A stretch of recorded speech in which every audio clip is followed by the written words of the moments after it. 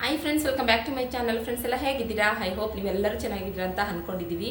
ನಾವು ಕೂಡ ಚೆನ್ನಾಗಿದ್ದೀವಿ ಫ್ರೆಂಡ್ಸ್. ಇವತ್ತು ಯಾವ ಒಂದು ಟಾಪಿಕ್ ತಂದಿದ್ದೀನಿ ಅಂತ ಆಲ್ರೆಡಿ ತಮ್ಮಲ್ಲಿ ನೋಡಿರ್ತೀರಲ್ವ. ತಮ್ಮನೆಲ್ಲ ನೋಡಿದ್ಮೇಲೆ ಯಾವ ಒಂದು ಟಾಪಿಕ್ ಅಂತ ಅನ್ನೋದು ನಿಮಗೆ ಗೊತ್ತಾಗಿರುತ್ತೆ.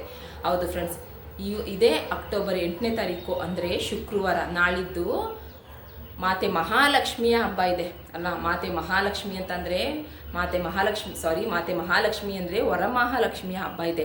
ಅವತ್ತೊಂದು ದಿನ ಇವತ್ತು ನಾನು ನೋಡಿ ನಿಮಗೆ ಒಂದು ಗಂಟನ್ನ ತೋರಿಸ್ತಾ ಇದ್ದೀನಿ. ಈ ಗಂಟು ಅಂದರೆ ಇದು ತುಂಬಾ ಪವರ್ಫುಲ್ಲಾಗಿ ವರ್ಕ್ ಮಾಡುವಂತಹ ಒಂದು ರೆಮಿಡಿ ಫ್ರೆಂಡ್ಸ್. ಹಾಗಾಗಿ ಈ ಒಂದು ಚಿಕ್ಕದಾದಂತಹ ಗಂಟನ್ನ ನಿಮ್ಮ ಮನೆಯ ಬೀರುವಿನಲ್ಲಿ ಇಟ್ಟು ನೋಡಿ. ಈ ಗಂಟನ್ನ ನಿಮ್ಮ ಮನೆಯ ಬೀರಿನಲ್ಲಿ ಇಡೋದ್ರಿಂದ ನಿಮಗೆ ಹಣಕಾಸಿನ ಸಮಸ್ಯೆ ದೂರವಾಗುತ್ತೆ, ಧನಾಭಿವೃದ್ಧಿ ಆಗುತ್ತೆ, ನಾನಾ ಮೂಲಗಳಿಂದ ಹಣ ಬರುತ್ತೆ. ಬೀರಿನಲ್ಲಿ ಯಾವತ್ತೂ ದುಡ್ಡು ಇಲ್ಲ ಅನ್ನುವಂಥ ಮಾತೇ ಬರಲ್ಲ. ದಿನದಿಂದ ದಿನಕ್ಕೆ ಬೀರಿನಲ್ಲಿ ಹಣ ಹೆಚ್ಚುತ್ತಾ ಹೋಗುತ್ತೆ.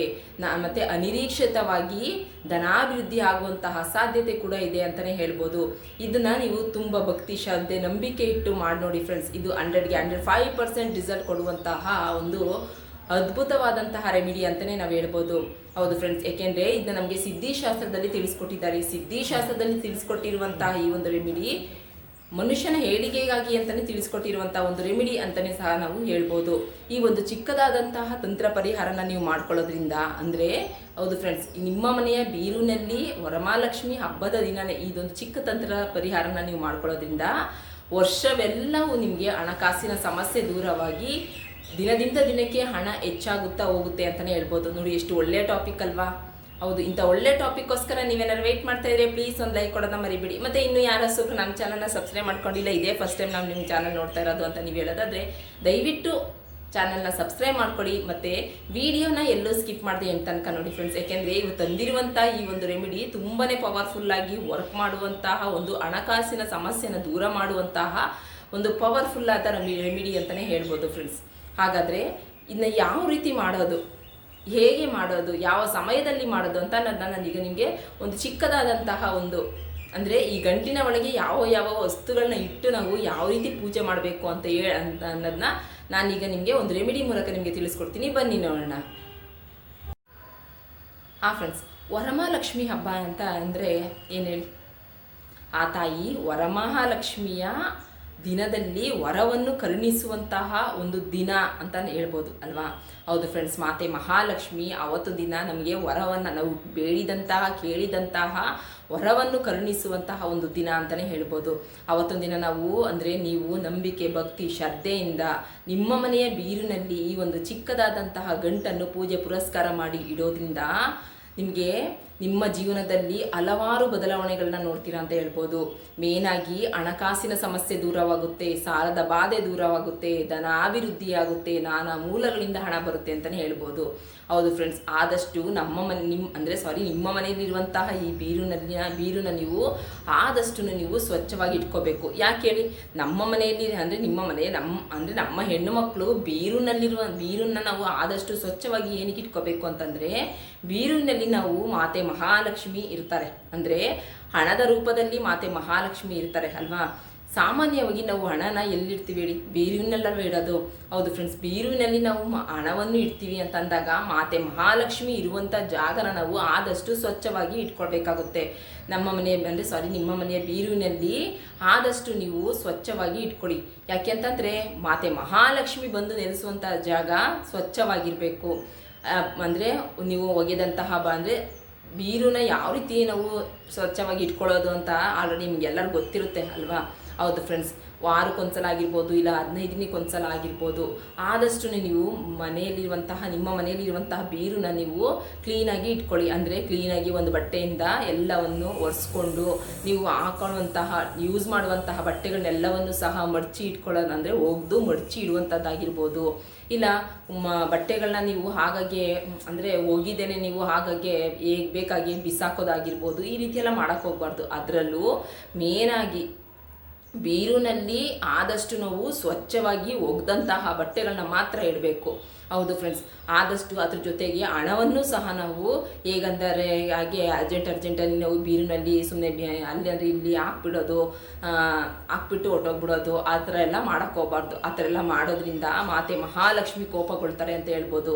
ಆದಷ್ಟು ನಮ್ಮ ಮನೆಯಲ್ಲಿರುವಂತಹ ನಿಮ್ಮ ಮನೆಯಲ್ಲಿರುವಂತಹ ಬೀರಿನಲ್ಲಿ ಒಗೆದಂತಹ ಬಟ್ಟೆಗಳನ್ನ ಮಾತ್ರ ನೀವು ಕ್ಲೀನಾಗಿ ಮಡ್ಚ್ಕೊಂಡು ನೀಟಾಗಿ ಬೀರನ್ನ ಇಟ್ಕೋಬೇಕು. ಅದ್ರ ಜೊತೆಗೆ ಫ್ರೆಂಡ್ಸ್, ನಿಮ್ಮ ಮನೆಯಲ್ಲಿ ಇರುವಂತಹ ಬೀರನ್ನ ಒಂದು ಹಣ ಇಡುವಂತಹ ಜಾಗದಲ್ಲಿ ಕೆಲವೊಂದು ವಸ್ತುಗಳನ್ನು ಸಹ ನೀವು ಇಟ್ಕೋಬೇಕಾಗುತ್ತೆ. ಅಂದರೆ ಬೀರನ್ನ ನಾವು ಎಷ್ಟು ಸ್ವಚ್ಛವಾಗಿ ಇಟ್ಕೋತೀವೋ ಅಷ್ಟನ್ನು ಸಹ ಮಾತೆ ಮಹಾಲಕ್ಷ್ಮಿ ನಮಗೆ ಒಲಿದು ಬರ್ತಾರೆ ಅಂತಲೇ ಹೇಳ್ಬೋದು. ಹಾಗಾಗಿ ಮಹಾಲಕ್ಷ್ಮಿ ಮತ್ತು ವಿಷ್ಣುವಿಗೆ ಪ್ರೀತಿಕಾರಕವಾದಂತಹ ಕೆಲವೊಂದು ವಸ್ತುಗಳು ಅದ್ಯಾವುದಂದರೆ ಪಚ್ಚೆ ಕರ್ಪೂರ ಆಗಿರ್ಬೋದು. ವಿಷ್ಣು ಮತ್ತು ಲಕ್ಷ್ಮಿಗೆ ಪಚ್ಚೆ ಕರ್ಪೂರದ ಒಂದು ಸುವಾಸನೆ ಎಂದರೆ ತುಂಬಾ ಇಷ್ಟವಾದಂಥದ್ದು. ಆದಷ್ಟು ಪಚ್ಚೆ ಕರ್ಪೂರ ಆಗಿರ್ಬೋದು, ಇಲ್ಲ ಗಂಗಾ ಜಲವನ್ನಾಗಿರ್ಬೋದು, ಇಲ್ಲ ಅರ್ಶಿನ ಕುಂಕುಮ ಆಗಿರ್ಬೋದು. ಅಂದರೆ ನೀವು ಸ್ವಸ್ತಿಕ್ ಚಿಹ್ನೆನ ಬೀರಿನಲ್ಲಿ ಬರ್ಕೊಂಡು ನೀವು ಅದಕ್ಕೆ ನೀವು ಅರ್ಶಿನ ಕುಂಕುಮನ ಹಾಕ್ಕೊಳ್ಳಿ. ಅದ್ರ ಜೊತೆಗೆ ಫ್ರೆಂಡ್ಸ್, ಕವಡೆಗಳಾಗಿರ್ಬೋದು, ಅಂದರೆ ಹಳದಿ ಬಣ್ಣದ ಕವಡೆಗಳನ್ನು ಸಹ ಇಟ್ಕೊಳ್ಳಿ. ಮತ್ತು ಏಲಕ್ಕಿ, ಲವಂಗ ಇವೆಲ್ಲವೂ, ಮತ್ತು ಚಕ್ಕೆ ಅಂತ ಸಿಗುತ್ತೆ, ಲವಂಗ ಚಕ್ಕೆ ಅಂತ ಗೊತ್ತಿರುತ್ತಲ್ವ ನೀವು, ಮಸಾಲೆ ಪದಾರ್ಥಗಳು, ಅದನ್ನು ಸಹ ನೀವು ಅಂದರೆ ಹಣ ಇಡುವಂತಹ ಒಂದು ಬಾಕ್ಸಲ್ಲಿ ನೀವು ಇಟ್ಕೊಳ್ಳಿ. ಈ ರೀತಿ ನೀವು ಅದ್ರ ಜೊತೆಗೆ ಫ್ರೆಂಡ್ಸ್ ಇನ್ನೂ 2 ವಸ್ತುಗಳನ್ನ ಇಟ್ಕೊಳ್ಳಿ. ಒಂದು ಗೋಮತಿ ಚಕ್ರ ಮತ್ತು ಕಮಲದ ಬೀಜ ಅಂತ ಸಿಗುತ್ತೆ. ಆಲ್ರೆಡಿ ನಿಮ್ಗೆ ಗೊತ್ತಿರುತ್ತೆ ಅನಿಸುತ್ತೆ, ಯಾಕೆಂದರೆ ವರಮಹಾಲಕ್ಷ್ಮಿ ಹಬ್ಬದ ದಿನ ನಾವು ಇದೆಲ್ಲವನ್ನು ಸಹ ನಾವು ಕಳಶಕ್ಕೆ ಹಾಕ್ತೀವಲ್ವ. ಹಾಕಿ ಮಾತೆ ಮಹಾಲಕ್ಷ್ಮಿಗೆ ಸೀರೆ ಎಲ್ಲವನ್ನು ಉಡಿಸಿ ನಾವು ಪೂಜೆ ಪುರಸ್ಕಾರಗಳ ಮಾಡ್ತೀವಿ ಅಲ್ವಾ. ಕಳಶವನ್ನು ಇಟ್ಟು ಯಾರು ಪೂಜೆ ಮಾಡ್ತೀರೋ ಅಂಥವ್ರಿಗೆ ಇದೆಲ್ಲ ಗೊತ್ತಿರುತ್ತೆ. ಹೌದು ಫ್ರೆಂಡ್ಸ್, ಅಂದರೆ ಗೊತ್ತಿಲ್ಲ ಅಂತಂದ್ರೂ ಸಹ ನಮ್ಮ ಹೆಣ್ಮಕ್ಳು ತಿಳ್ಕೊಂಡು ಇದನ್ನು ಮಾಡ್ಕೊಳ್ಳಿ ಫ್ರೆಂಡ್ಸ್. ಇದನ್ನು ಮಾಡೋದ್ರಿಂದ ನಿಮ್ಮ ಮನೆಯ ಬೀರಿನಲ್ಲಿ ಸದಾ ಹಣ ಇದ್ದಂಗೆ ಇರುತ್ತೆ.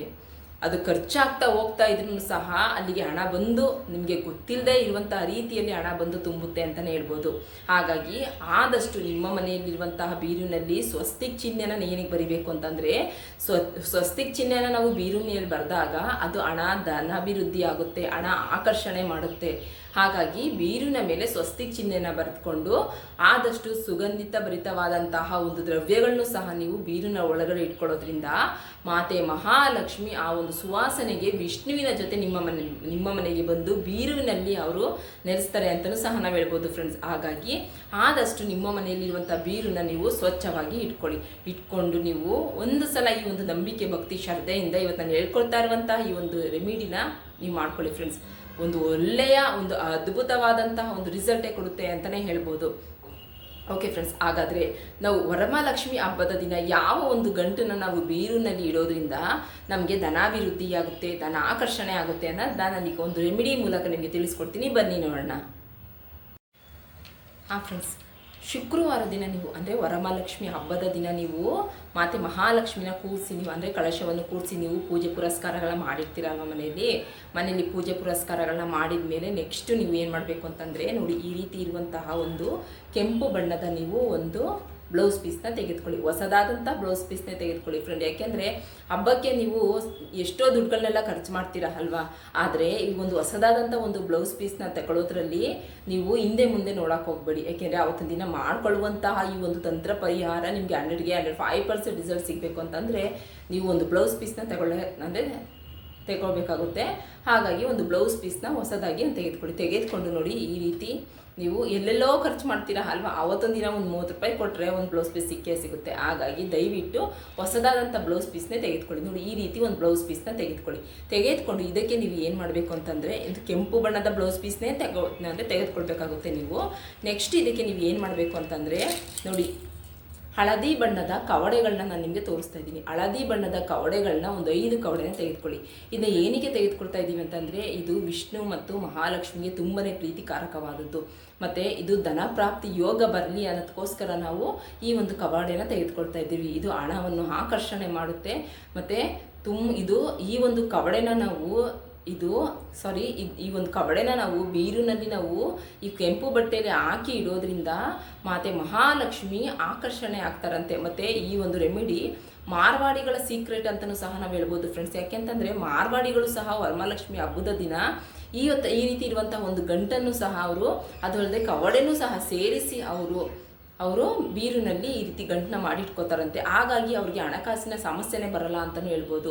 ಜೊತೆಗೆ ಫ್ರೆಂಡ್ಸ್, ಮಾರ್ವಾಡಿಗಳು ಇನ್ನೂ ಒಂದು ಕೆಲಸನ ಮಾಡ್ತಾರೆ. ಅದೇನು ಅಂತಂದರೆ, ಈ ರೀತಿ ಇರುವಂತಹ ಕವಡೆಗಳನ್ನ ಅಂದರೆ ಹಳದಿ ಬಣ್ಣದ ಕವಡೆಗಳನ್ನ ತಗೊಬರ್ತಾರೆ. ಒಂದು ಎಷ್ಟು 9 ಆಗಿರ್ಬೋದು, ಇಲ್ಲ ಒಂದು 11 ಆಗಿರ್ಬೋದು, ಈ ರೀತಿ ಕವಡೆ 5 ಆಗಿರ್ಬೋದು, ಈ ರೀತಿ ಕವಡೆಗಳನ್ನ ತೆಗೆದುಕೊಂಡು ಬಂದು ಅವರು ಏನು ಮಾಡ್ತಾರೆ ಅಂತಂದರೆ, ವರಮಹಾಲಕ್ಷ್ಮಿ ಹಬ್ಬದ ದಿನನೇ ಬೀರುವಿನ ಒಳಗಡೆ ಅವರು ಈ ರೀತಿ ಕವಡೆಗಳನ್ನ ಇಟ್ಕೊಂಡು ಈ ರೀತಿ ಸೌಂಡ್ ಮಾಡ್ತಾರಂತೆ. ಈ ಸೌಂಡ್ಗೆನೆ ಮಾತೆ ಮಹಾಲಕ್ಷ್ಮಿ ಆಕರ್ಷಣೆ ಆಗ್ತಾರಂತೆ. ಈ ರೀತಿ ಶಬ್ದ ಮಾಡೋದ್ರಿಂದನೇ, ಅಂದರೆ ಈ ಕವಡೆಗಳು ಈ ರೀತಿ ಶಬ್ದ ಮಾಡೋದ್ರಿಂದನೇ ಮಾತೆ ಮಹಾಲಕ್ಷ್ಮಿ ಆಕರ್ಷಣೆಯಾಗಿ ಅವ್ರ ಮನೆಗೆ ಬರ್ತಾರೆ ಅಂತಲೂ ಸಹ ಇದನ್ನ ನಮಗೆ ಸಿದ್ಧಿಶಾಸ್ತ್ರದಲ್ಲಿ ನಮಗೆ ತಿಳಿಸ್ಕೊಟ್ಟಿದ್ದಾರೆ. ಹಾಗಾಗಿ ಇಲ್ಲಿ ಈ ರೀತಿ ಇರುವಂತಹ 5 ಕವಡೆಗಳನ್ನ ನೀವು ಇದರಲ್ಲಿ ತೆಗೆದುಕೊಳ್ಳಿ. ನೆಕ್ಸ್ಟ್ ನೀವು ಏನು ಮಾಡಬೇಕು ಅಂತಂದರೆ, ಇದಕ್ಕೆ ನೀವು ಒಂದು 5 ಲವಂಗನ ತೆಗೆದುಕೊಳ್ಬೇಕಾಗುತ್ತೆ. ಈ ಲವಂಗ ಏನಿಗೆ ತಗೋಬೇಕು ಅಂತಂದರೆ, ಇದು ನೆಗೆಟಿವ್ ಎನರ್ಜಿನ ಹೋಗ್ಲಾಡಿಸ್ಲಿ ಅಂತೇಳಿ ಲವಂಗನ ಒಂದು 5 ಲವಂಗನ ತೆಗೆದುಕೊಳ್ಳಿ. ನೆಕ್ಸ್ಟ್ ನೋಡಿ, ಇಲ್ಲಿ ನಿಮಗೆ ನಾನು ಬಟ್ಲಡ್ಕೆನ ತೋರಿಸ್ತಾ ಇದ್ದೀನಿ. ಬಟ್ಲಡ್ಕೆನ ಏನಕ್ಕೆ ತೋರಿಸ್ತಾ ಇದ್ದೀನಿ ಅಂತಂದರೆ, ಒಂದು ಬಟ್ಲಡ್ಕೆನ ನೀವು ಇದಕ್ಕೆ ತೆಗೆದುಕೊಳ್ಳಿ. ಇದು ಧನಾಭಿವೃದ್ಧಿ ಮಾಡೋಕ್ಕೋಸ್ಕರ ಒಂದು ಬಟ್ಲಡ್ಕೆನ ನಾವು ತೆಗೆದುಕೊಳ್ತಾ ಇದ್ದೀವಿ. ನೆಕ್ಸ್ಟ್ ಇಲ್ಲಿ ಏಲಕ್ಕಿನ ತೆಗೆದುಕೊಳ್ಬೇಕಾಗುತ್ತೆ. ನೋಡಿ, ನಾನು ನಿಮಗೆ ಏಲಕ್ಕಿ ತೋರಿಸ್ತಾ ಇದ್ದೀನಿ. 5 ಏಲಕ್ಕಿನ ತೆಗೆದುಕೊಳ್ಳಿ. ಈ ಏಲಕ್ಕಿ ಹಣವನ್ನು ಆಕರ್ಷಣೆ ಮಾಡಿ ನಮ್ಮ ಮನೆಯಲ್ಲಿರುವಂಥ ಹಣದ ಸಮಸ್ಯೆನ ಇದು ಹೋಗಲಾಡಿಸುತ್ತಂತೆ. ಹಾಗಾಗಿ ಇಲ್ಲಿ 5 ಏಲಕ್ಕಿನ ನಾನಿಲ್ಲಿ ತೆಗೆದುಕೊಳ್ತಾ ಇದ್ದೀನಿ. ನೆಕ್ಸ್ಟ್ ಬಂದು ನೀವು ನೋಡಿ, ನನಗಿಲ್ಲಿ 5 ರೂಪಾಯಿ ಕಾಯಿನ್ನ ನಾನು ನಿಮಗೆ ತೋರಿಸ್ತಾ ಇದ್ದೀನಿ. 5 ರೂಪಾಯಿ ಇರುವಂತಹ 2 ಕಾಯಿನ್ನ ತೆಗೆದುಕೊಂಡು ನೀವು 1 ರೂಪಾಯಿನ ಒಂದು ತೆಗೆದುಕೊಳ್ಳಿ. ಒಟ್ಟು ನಿಮಗೆ 11 ರೂಪಾಯಿ ನೀವು ತೆಗೆದುಕೊಳ್ಬೇಕಾಗುತ್ತೆ. 5 ರೂಪಾಯಿದು 2, 1 ರೂಪಾಯಿದು 1 ನೀವು ತೆಗೆದುಕೊಳ್ಳಿ. ಇಲ್ಲ 5 ರೂಪಾಯಿ ಕಾಯಿನ್ ಇಲ್ಲ ಅಂತ ಹೇಳಿದ್ರೆ ಬೇಕಾದ್ರೆ ನೀವು 10 ರೂಪಾಯಿ ನೋಟು ಮತ್ತು 1 ರೂಪಾಯಿನೂ ಸಹ ನೀವು ತೆಗೆದುಕೊಂಡು ಈ ಒಂದು ಬಟ್ಟೆಗೆ ನೀವು ಈ ಗಂಟಿಗೆ ಹಾಕೋಬೋದು. ಇದನ್ನು ನೀವು ಏನಕ್ಕೆ ಹಾಕ್ತಾ ಇದ್ದೀವಿ ಅಂತಂದರೆ, ಇದು ಧನಾಭಿವೃದ್ಧಿ ಮಾಡುತ್ತಂತೆ. ಅಂದರೆ ಮಾತೆ ಮಹಾಲಕ್ಷ್ಮಿಗೆ ಹಣ ಅಂತಂದರೆ ಪ್ರೀತಿಕಾರಕ. ಅದರಲ್ಲೂ ಕಾಯಿನ್ಗಳು ಅಂತಂದರೆ, ಈ ಕಾಯಿನ್ಗಳು ಸೌಂಡು ಅಂತಂದರೆ ಮಾತೆ ಮಹಾಲಕ್ಷ್ಮಿಗೆ ತುಂಬಾ ಪ್ರೀತಿಕಾರಕ ಅಂತೆ. ತುಂಬಾ ಆ ಸೌಂಡು ಅಂದ್ರೇ ಮಾತೆ ಮಹಾಲಕ್ಷ್ಮಿಗೆ ಇಷ್ಟ ಅಂತೆ. ಅಂದರೆ ಕಾಯಿನ್ಗಳ ಸೌಂಡು ಅಂದರೆ ಮಾತೆ ಮಹಾಲಕ್ಷ್ಮಿಗೆ ತುಂಬಾ ಇಷ್ಟ. ಹಾಗಾಗಿ ನಾವು ಇಲ್ಲಿ ಹಣ ವೃದ್ಧಿಯಾಗಿ ಹಣ ಆಕರ್ಷಣೆ ಆಗಲಿ ಅಂತೇಳಿ ನಾವಿಲ್ಲಿ 11 ರೂಪಾಯಿನ ನಾವು ತೆಗೆದುಕೊಳ್ತಾ ಇದ್ದೀವಿ. ಈ ಒಂದು ಗಂಟನ್ನ ನಾವು ಏನಕ್ಕೆ ಮಾಡ್ತಾ ಇದ್ದೀವಿ ಮನೆಯಲ್ಲಿ ಅಂತ ಅಂದರೆ, ಅದು ವರಮಹಾಲಕ್ಷ್ಮಿ ಹಬ್ಬದ ದಿನ ಈ ಒಂದು ಗಂಟನ್ನ ನಾವು ಏನಕ್ಕೆ ಮಾಡ್ತಾ ಇದ್ದೀವಿ ಅಂತ ಹೇಳಿದ್ರೆ, ನಮ್ಮ ಮನೆಯಲ್ಲಿರುವಂತಹ ಸಕಲ ಸಂಕಷ್ಟಗಳನ್ನು ಸಹ ಅದು ಹೋಗಲಾಡಿಸಿ, ಮನೆಯಲ್ಲಿರುವಂತಹ ನೆಗೆಟಿವ್ ಅಂಶ ಹೋಗಲಾಡಿಸಿ ಒಂದು ಪಾಸಿಟಿವ್ ಎನರ್ಜಿ ನಮ್ಮ ಮನೆಗೆ ಬರಲಿ. ನಮ್ಮಲ್ಲಿರುವಂತಹ ಹಣಕಾಸಿನ ಸಮಸ್ಯೆ, ಸಾಲದ ಸಮಸ್ಯೆ ಎಲ್ಲವನ್ನು ಸಹ, ಯಾವುದೇ ಒಂದು ಸಮಸ್ಯೆ ಇದ್ರೂ ಸಂಪೂರ್ಣವಾಗಿ ಬಗೆಹರಿಲಿ, ನಮ್ಮ ಮನೆಗೆ ಹಣ ಬರಲಿ ಅಂತ ಹೇಳಿ ಅಂದರೆ ಈ ಒಂದು ಗಂಟನ್ನ ನಾವು ಹಣ ವೃದ್ಧಿಗೋಸ್ಕರ, ಅಂದರೆ ಈ ಗಂಟು ನಾವು ಏನಕ್ಕೆ ಮಾಡ್ತಾ ಇದ್ದೀವಿ ಅಂತಂದರೆ, ಧನ ಪ್ರಾಪ್ತಿ ಯೋಗ ಬರಲಿ ನಮಗೆ ಅನ್ನೋದಕ್ಕೋಸ್ಕರ ಈ ಒಂದು ಗಂಟನ್ನ ನಾವು ಮಾಡ್ತಾ ಇದ್ದೀವಿ. ಹಾಗಾಗಿ ಫ್ರೆಂಡ್ಸ್, ಈ ರೀತಿ ನೀವು ಒಂದು ಗಂಟನ್ನ ಕಟ್ಕೊಳ್ಳಿ. ಹಾಂ ಫ್ರೆಂಡ್ಸ್, ನೋಡಿ, ಈ ರೀತಿ ಒಂದು ಗಂಟನ್ನ ಮಾಡಿಕೊಂಡು ಇದನ್ನು ನೀವು ಏನು ಮಾಡಬೇಕು ಅಂತಂದರೆ, ಶುಕ್ರವಾರ ಮಾತೆ ಮಹಾಲಕ್ಷ್ಮಿಯ ಕೂರಿಸಿ ನೀವು ಪೂಜೆ ಪುರಸ್ಕಾರಗಳನ್ನ ಮಾಡಿರ್ತೀರ. ಕೆಲವರು ಬೆಳಿಗ್ಗೆನೇ ಮಾಡಿರ್ತಾರೆ, ಇನ್ನು ಕೆಲವರು ಸಾಯಂಕಾಲ ಮಾಡ್ತಾರೆ. ಆದರೆ ನೀವು ಬೆಳಿಗ್ಗೆನೂ ಮಾಡ್ಕೋಬೋದು, ಸಾಯಂಕಾಲನೂ ಸಹ ಇದನ್ನ ಮಾಡ್ಕೋಬೋದು. ಬೆಳಿಗ್ಗೆ ನೀವು ಲಕ್ಷ್ಮಿನ ಕೂರಿಸಿ ನೀವು ಪೂಜೆ ಮಾಡಿರ್ತೀರಲ್ವ, ಆಗಲೇ ಈ ಒಂದು ಗಂಟನ್ನ ಮಾಡಿ ನೀವು ಮಾತೆ ಮಹಾಲಕ್ಷ್ಮಿನ ಕುಣಿಸಿರ್ತೀರಲ್ಲ, ಅಲ್ಲಿ ನೀವು ಈ ಒಂದು ಗಂಟನ್ನ ಇಟ್ಟು ನೀವು ಪೂಜೆ ಪುರಸ್ಕಾರಗಳನ್ನೆಲ್ಲ ಇದಕ್ಕೂ ಸಹ ಮಾಡಿ ನಾಳೆ ಎಲ್ಲ ಇದು ಅಲ್ಲೇ ಇರಲಿ. ನಾಳೆ ಸಾಯಂಕಾಲ ನೀವು ಅಕಸ್ಮಾತ್ ಸಾಯಂಕಾಲ ಮಾಡ್ತೀವಿ ಅಂತ ಅಂದರೆ ನೀವು ಸಾಯಂಕಾಲನೂ ಸಹ ಮಾಡಿ ನೀವು ಇದಕ್ಕೆ ಪೂಜೆ ಪುರಸ್ಕಾರಗಳನ್ನ ಮಾಡಿ ನೀವು ನಿಮ್ಮ ಮನೆಗೆ ಬಂದು ಮುತ್ತೈದೆಯರು ಒಂದು 5 ಜನ ಬಂದು ಅರ್ಶಿನ ಕುಂಕುಮ ತೆಗೆದುಕೊಂಡು ಹೋಗ್ತಾರಲ್ವ, ಹೋದ್ಮೇಲೆ ಒಂದು ½ ಅವರ್ ತನಕನೂ ಇದು ಅಲ್ಲೇ ಇರಲಿ. ನಂತರ ನೀವು ಒಂದು 7 ಗಂಟೆ ಒಳಗಡೆ ಈ ಒಂದು ಪೂಜೆ ಪುರಸ್ಕಾರ ಎಲ್ಲ ಆದಮೇಲೆ ನಂತರ ನೀವು ಈ ಒಂದು ಗಂಟನ್ನು ತಗೊಂಡೋಗಿ ನೀವು ನಿಮ್ಮ ಮನೆಯ ಬೀರಿನಲ್ಲಿ ಇಟ್ಟು ನೀವು ಇನ್ನು ಯಥಾ ಪ್ರಕಾರವಾಗಿ ಯಾವ ರೀತಿ ನಿಮ್ಮ ಕೆಲಸ ಕಾರ್ಯಗಳಲ್ಲಿ ನೀವು ತೊಡಗ್ತೀರೋ ಅದೇ ರೀತಿ ನೀವು ಮಾಡ್ಕೊಳ್ಳಿ.